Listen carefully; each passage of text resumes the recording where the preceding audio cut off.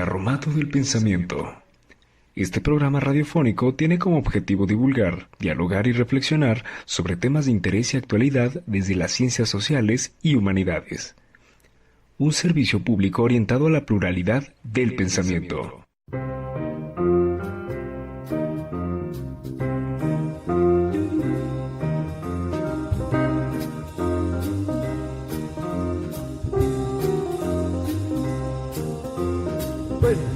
Buenas tardes y bienvenidos al 12º episodio de Carromato del Pensamiento. Esta es la parte 2 del tema Ciencia y Sociedad. En la primera parte hemos estado hablando sobre el lugar que ocupa la ciencia en nuestra sociedad actual. Hemos dado datos de CONACYT, también hablamos de Mario Bunge, en este episodio también lo vamos a tocar, de Noam Chomsky y de Jean-Pierre Changeux, un francés que pues es bastante conocido en Francia por la autoridad que tiene como científico en una de las universidades prestigiosas. Y en este capítulo tenemos la intención pues ya de dar nuestras conclusiones y algunos datos que afectan directamente el lugar de la ciencia en México. En este episodio también vamos a poner un cuento, en este caso de Mario Bunge, que se titula Los 5 Reinos. Para comenzar, queremos comentar algunas ideas sobre la ciencia y sobre el panorama científico.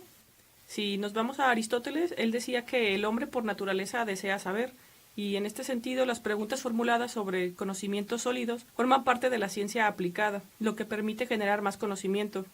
Albert Einstein decía, hay que ver todo lo que el mundo ha visto, pero pensar lo que nadie ha pensado. En este caso, la ciencia ha conformado una nueva manera de interpretar la realidad, lo que llamamos ciencia moderna, como un método que no recurre ni a milagros, ni a revelaciones, ni a dogmas o a principios de autoridad. De ser así, no sería científica. No obstante, la ciencia no tiene verdades, sino afirmaciones en un momento dado sobre lo que se puede decir al respecto. La ciencia se preocupa por la justificación y por la evidencia y utiliza el razonamiento y no la retórica. No obstante, hemos escuchado que distintas disciplinas son llamadas ciencia, como la historia, la sociología, la antropología, y en este sentido se utiliza el razonamiento y una justificación razonable que llega a una afirmación y que es compartida por la comunidad académica. No obstante, estas disciplinas están exentas de demostración. Si nos ponemos en un sentido estricto del lenguaje, este tipo de ciencias serían disciplinas y no ciencias con mayúsculas. Y en cuanto al panorama científico en México, podemos decir que no somos una nación que destaque a nivel internacional por sus hallazgos, y una buena parte de ello, o razones de que esto sea así, responde a que la investigación de nuestro país tiene poca inversión. De hecho, el presupuesto CONACYT, cada presidente nuevo que entra reduce más el presupuesto, y bueno, también tiene que ver con el imaginario del científico como mexicano. Un científico mexicano recibe discriminación a nivel internacional, en la comunidad científica en general. Por ejemplo, un mexicano científico no tiene el mismo valor o la credibilidad que tiene un científico estadounidense. También tiene que ver que hay países donde la inversión en ciencia y tecnología tienen muchísimo más apoyo y un respaldo mucho más importante que el que tiene nuestro país, como es el caso de Corea, de China o de Japón, de Alemania, que tienen muchísimo dinero para la investigación y que por lo tanto la plataforma que tienen para la ciencia sí va a estar más a la vanguardia, o por lo menos tiene herramientas que le permiten facilitar la investigación científica. Sí, esto que mencionas obedece a un argumento histórico. No solo es por discriminar que un científico sea de tal o cual nacionalidad, sino que tras de sí hay toda una tradición científica que habla de cómo su país ha estado apoyando el progreso científico. Y al respecto, encontré un artículo en Nexos que se titula Proyecto de Ley Humanidades, Ciencias y Tecnologías, ¿en dónde estamos? El título me llamó bastante la atención y es de Juan Esteban Martínez Gómez, un investigador del Instituto de Ecología del CONACYT. Y este artículo lo escribe a principios del año pasado y me gusta porque cita a Edgar Morin, este filósofo, sociólogo que hemos comentado en otros episodios. Y Edgar Morin dice que el valor de la ciencia en nuestra democracia no está en sus teorías, sino en el juego que permite afrontar estas teorías.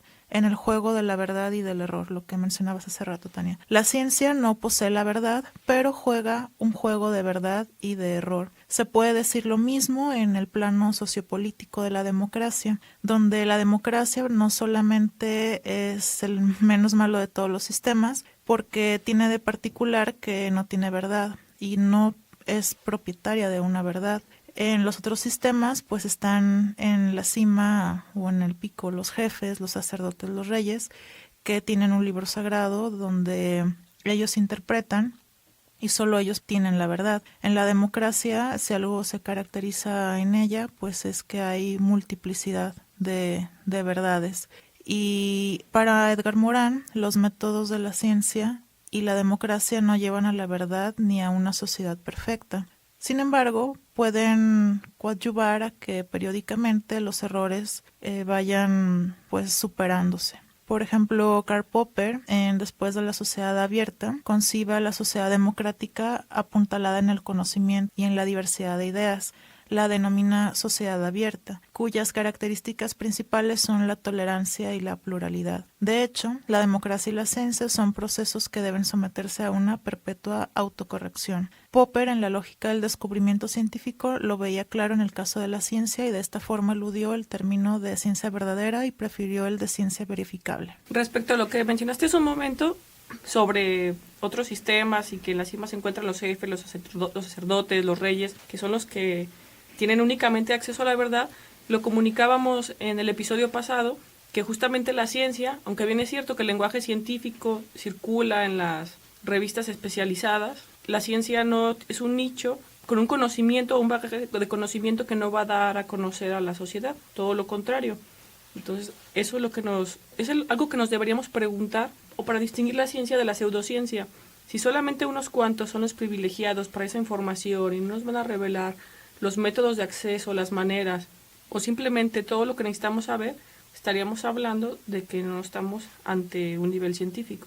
Claro, aquí este pasaje de Edgar Morin a mí me hizo pensar en que hay otro factor importante para que las personas se inclinen más por las pseudociencias o el pensamiento mágico que ya dialogábamos en la parte 1, y es que también al verse saturadas de tantas respuestas y de esta pluralidad de, pues sí, respuestas de un problema, es más fácil y más cómodo confiar en la magia y en lo tradicional que a veces está bastante alejado de la ciencia, o la inaccesibilidad al conocimiento. Bueno, respecto al panorama en investigación en México, en la página oficial del CONACYT se reporta que la directora general, la doctora Elena Álvarez Builla, comunicó lo siguiente en una conferencia en diciembre pasado. Da unas estadísticas que nos ayudan a comprender cómo andamos en estas materias de ciencias, que mucho se habló de cuando empieza López Obrador su periodo, que hubo recorte al presupuesto, que muchos de las plazas se decrecieron, pero ella da otros datos. A diferencia de otros países, dice, en México la principal fuente de financiamiento de la ciencia y la tecnología es el sector público, que aporta el 77% de los recursos, mientras que la iniciativa privada solo contribuye al 19% y el 4% restante proviene de otras fuentes. Esto es muy contrastable en países como Japón y Estados Unidos, donde el sector privado es el principal proveedor de recursos y con 78% y 63% respectivamente lo hacen. Esto también nos habla de la visión que tienen en el sector privado para apoyar los proyectos, cuando aquí la mayoría de ese porcentaje sale de lo público. Sí, y también tiene que ver con este bagaje histórico que se estaba mencionando, de que se invierte en estas naciones porque ya hay un largo camino recorrido en cuestiones de investigación, ya puede ser nanotecnología, ciencia, medicina.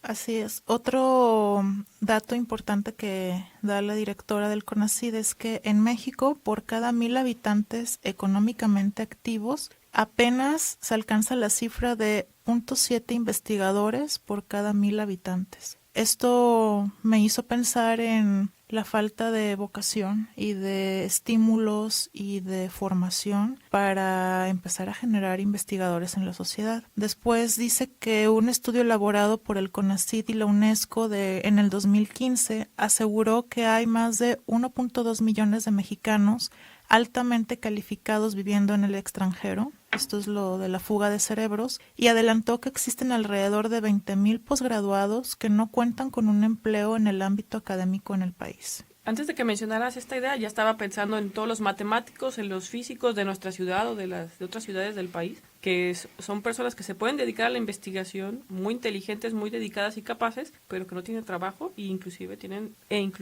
doctorado. Y lo podemos pensar también en la filosofía. ¿Cuántos de los maestros que tuvimos que tienen doctorado y postdoctorado con investigaciones muy interesantes no pueden divulgarlo como les gustaría o profundizar como les gustaría porque pues no hay apoyos? Sí, además a nivel, de publicaciones arbitradas en general y especializadas en la ciencia, hay un nicho, una mafia bastante interesante, porque aunque quieras publicar, de pronto te cobran cierta cantidad para publicar tu artículo, o si bien pudiste accesar a alguna revista arbitrada, si tú quieres obtener esta información, los artículos te cuestan así bajita la mano, 1,500 pesos el artículo. A veces lo que sucede es que estos científicos tienen sus redes sociales y es más fácil conseguir la información directamente con el investigador que mediante la revista. O apuestan a publicar en revistas extranjeras, incluso traducen sus artículos para que,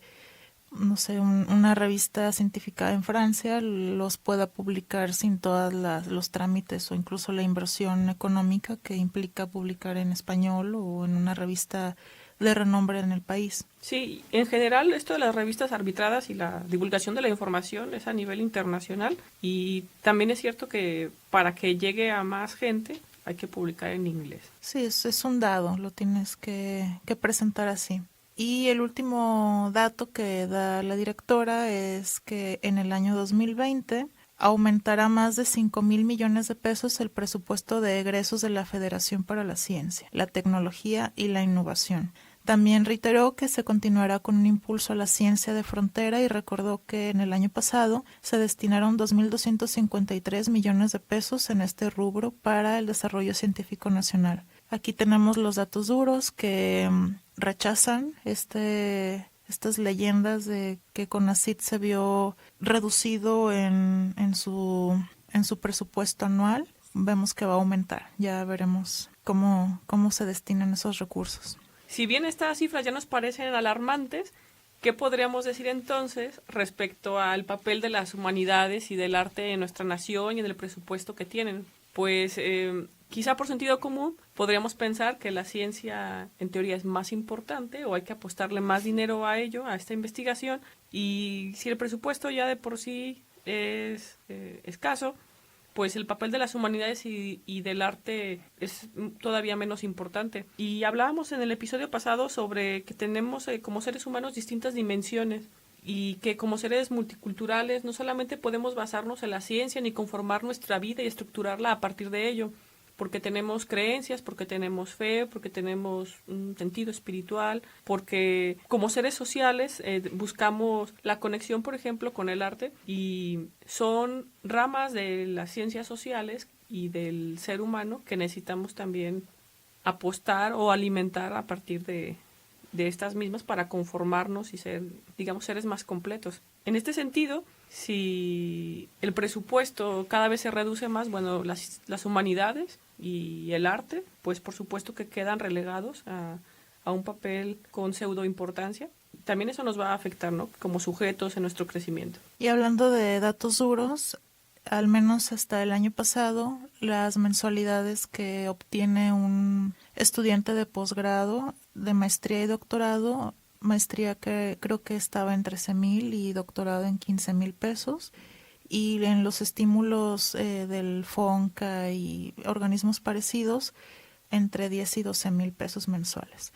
Ese es el estimado que el gobierno da para los artistas y los investigadores en el caso de las humanidades y las ciencias duras. Es bastante pobre, como además dentro de estos requisitos, si tú eres becado por el gobierno, te comprometes a no trabajar en otro lugar, menos creo que de 8 horas a la semana, y porque claro que hay como una vigilancia a través de Hacienda, y este año no se diga la vigilancia que va a haber con Hacienda. Entonces es impensable, a menos de que seas soltero y que no tengas grandes responsabilidades, que te puedas mantener con esa mensualidad, además de producir, porque te piden ciertos reportes, artículos para publicaciones, mesas de trabajo en algún congreso, y si te dedicas al arte, cierto número de exhibiciones o presentaciones de la obra que estás haciendo. Las exigencias son altas, pero la remuneración económica por hacerlo pues es muy baja. Y la mayoría de las naciones, cuando recorta presupuesto o destina presupuesto, siempre entra el recorte a las humanidades y al arte, ¿no? Generalmente podemos verlo de manera más inmediata en el cine, porque cuando hay entregas de premios, los directores, los productores, etcétera, dan sus discursos y lanzan allí, ¿no?, como las denuncias de lo que está pasando en la política y de cómo les reducen el presupuesto. Pues no solamente es para el ámbito del cine, ¿no?, sino que aparece en otros espacios que no tienen ni siquiera la voz como para poder manifestarlo en un espacio público o para que llegue a los medios de comunicación. Entonces, pues este es el panorama en nuestro país, que sucede también en otras naciones, sobre todo en países con vías de desarrollo, pero bueno, pues como para que tengan una idea general de cómo está constituido y organizado, la importancia que da una sociedad o una nación a apostarle a la ciencia.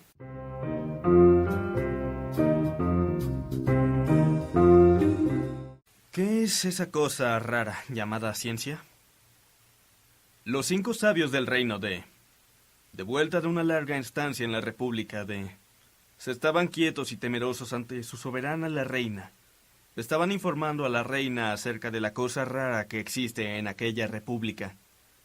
Dinos, oh sabio Protos, ¿qué aspecto tiene la cosa rara?, preguntó la reina al sabio más anciano.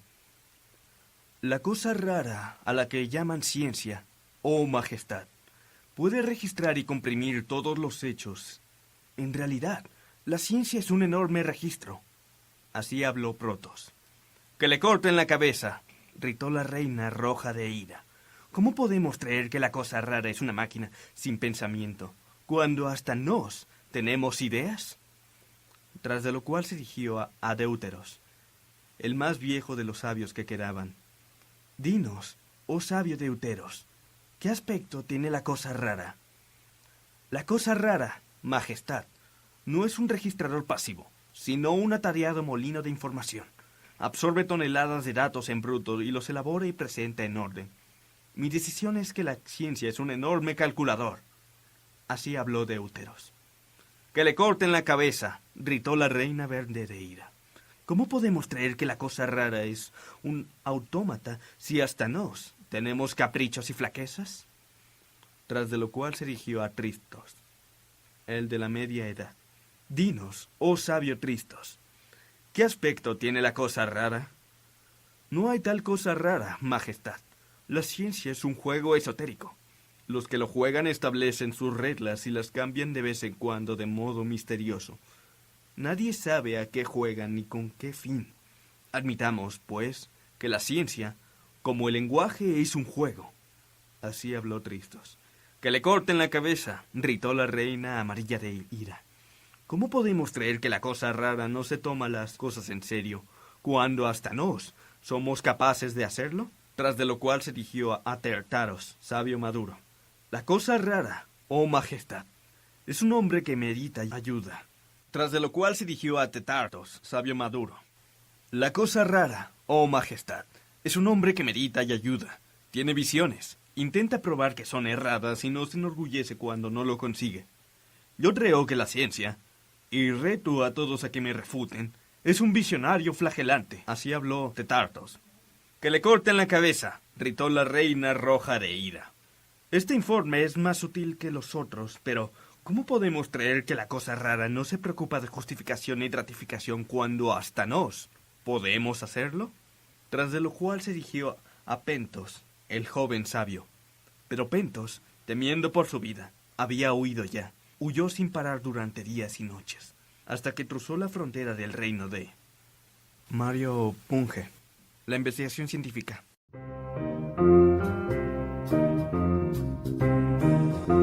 Me gustaría regresar a Bunge.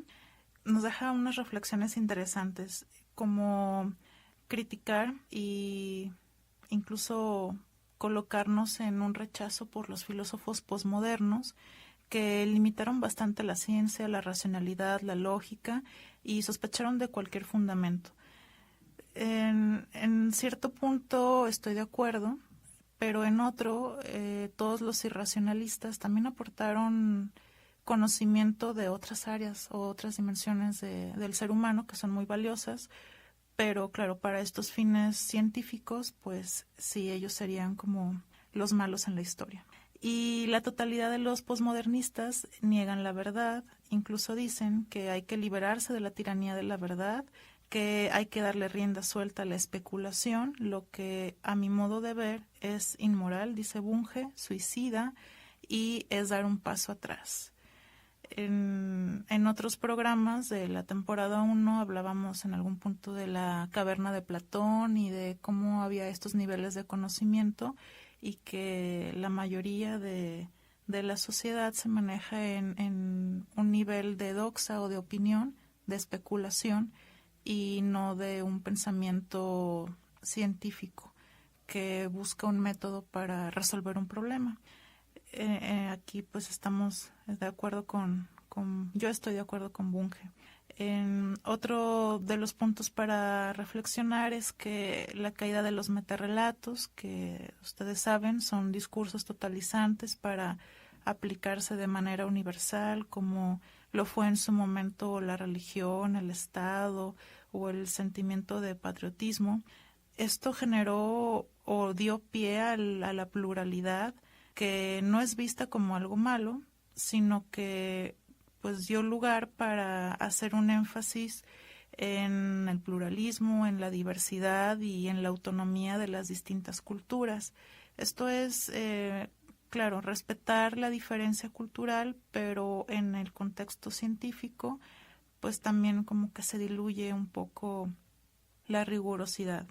Y desde mi perspectiva, lo deseable sería, o cada quien para que se lo lleve y reflexione, buscar un punto medio, que tanto sería posible, buscar un punto medio entre la multiculturalidad y el desarrollo científico, dar una vuelta o hacer una nueva ilustración que, recuperando todos estos valores y objetivos que tenían, como el empleo de la racionalidad, la epistemología, la lógica y en general las ciencias.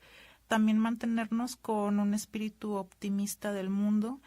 Ahora, con todos los problemas medioambientales, es común escuchar que pues ya para qué hacemos investigación, para qué nos esforzamos en conseguir nuestras metas, si pronto todo va a ir a peor.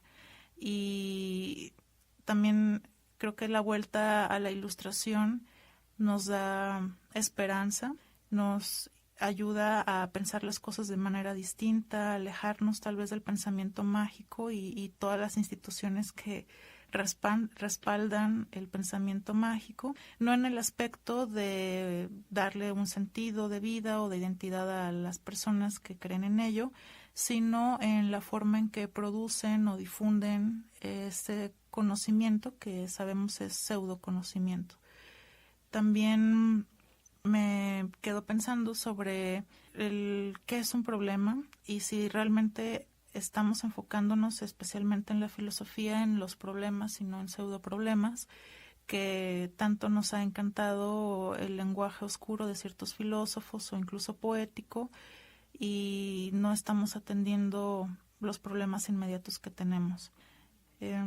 Otro aspecto es pensar el papel que tiene la política en la ciencia, que lo mencionábamos, cada vez hay menor presupuesto, menor esperanza o incluso vocaciones para decir yo me quiero dedicar a la ciencia y le voy a apostar todo a tener mi beca y volcar mi vida en ello. Cada vez es más precaria la situación, pero al revés, que tanto la ciencia está influyendo en la política. Y porque la política sin duda es quien mueve, ¿no?, los hilos de lo que una sociedad tiene acceso o considera importante. Y esta es una pregunta que yo me llevo, ¿qué tanto la comunidad científica se interesa por tener una injerencia en las cuestiones políticas y no solamente en trabajar pues en su, digamos, de manera independiente o desvinculada? Sí, por ejemplo, la inteligencia artificial es algo que le va a interesar mucho a la política. Imagina tener drones vigilando a la gente, ¿no? Eso es bastante atractivo. No sé, ¿te imaginas los drones en Chile, ahorita con las manifestaciones que acaba de Big Brother. De haber, sí, exactamente, ¿no? Es 1984 de nuevo el libro, ¿no? Ahí, vigilando constantemente. ¿Y a qué se le puede sacar provecho? Pero bueno, la política siempre va a aparecer allí, ¿no? Como este medio de regulación, control, que permite que exista algo que no permite. Por ejemplo, los resultados del encuentro que hicieron en España de los representantes de cada país para tomar decisiones en el medio ambiente, tal vez supiste, pero nunca se pudieron poner de acuerdo. Estuvieron ahí un fin de semana para bajar los índices de carbono que producía cada país para cierto año. Y los científicos estaban ahí mostrando las estadísticas, el pronóstico de qué pasaría si seguimos con este índice de carbono. Y los políticos no lograron ponerse de acuerdo, se disolvió la reunión y hasta pues futuras... Hasta el próximo encuentro. Sí, hasta nuevo aviso. Que regresar a hablar con los que ya habían negociado, que estaban contaminando, para ver cómo lo resolvían. Bueno, mi cierre es que hay resistencia a la ciencia porque hay una buena parte que como seres sociales y culturales tenemos tradiciones, creencias que forman parte de nuestra identidad cultural y de nuestra identidad individual. Y a veces ahí la ciencia como que no encaja muy bien, ¿no? Entonces también de pronto de allí viene como cierta resistencia, así se puede percibir. Además de que la ciencia pues practica un conocimiento controlado y que como está al servicio o es controlada por la economía, política y los grandes inversores, la dirigen hacia donde les favorece, pues sí es cierto que a veces dudamos, ¿no? ¿Qué tanto es manipulación y qué tanto es ciencia? Y a su particularidad omniabarcante en el sentido epistemológico, metafísico y hasta ontológico, de pronto deja de lado otro tipo de saberes ancestrales, culturales, nativos, que son a veces calificados como de bárbaros o de incivilizados. Sin embargo, sí existen antítesis conspirativas a priori que se resisten automáticamente al dogma de la ciencia, ¿no? Que la rechazan tajantemente y la nulifican.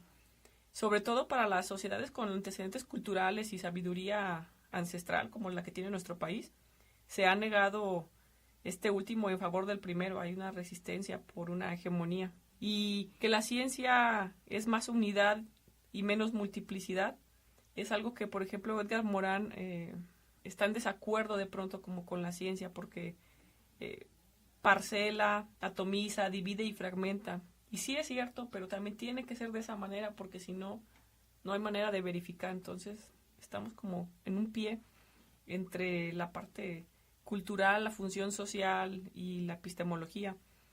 Y ante la falta de objetividad absoluta, es que muchas personas entienden que estos preceptos epistemológicos no responden a los cuestionamientos requeridos.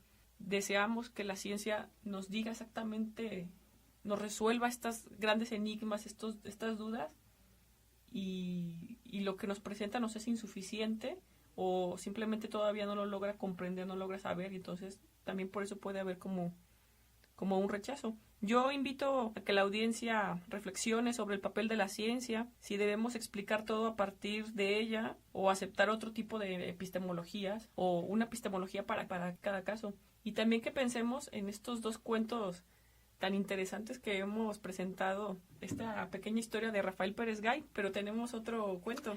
Sí, también Los 5 sabios del reino de Mario Bunge. Díganos cómo definirían ustedes la cosa rara que es la ciencia y qué lugar ocupa en sus vidas, cómo se relacionan con ella y qué tanta injerencia tiene en las decisiones que toman en sus vidas, y especialmente las que son de índole como de salud, de económicas incluso, o relaciones. Agradecemos a la Universidad del Valle de Atemajac por prestarnos sus cabinas, gracias a Rapiña por la elaboración de nuestro logo, y esperamos sus comentarios en redes sociales, sus suscripciones para que puedan recibir las notificaciones cuando hacemos nuevas publicaciones de episodios, y lo pueden hacer a través de YouTube, Spotify y iVoox. Síganos en nuestras redes sociales, Facebook e Instagram, y nos vemos en el próximo episodio.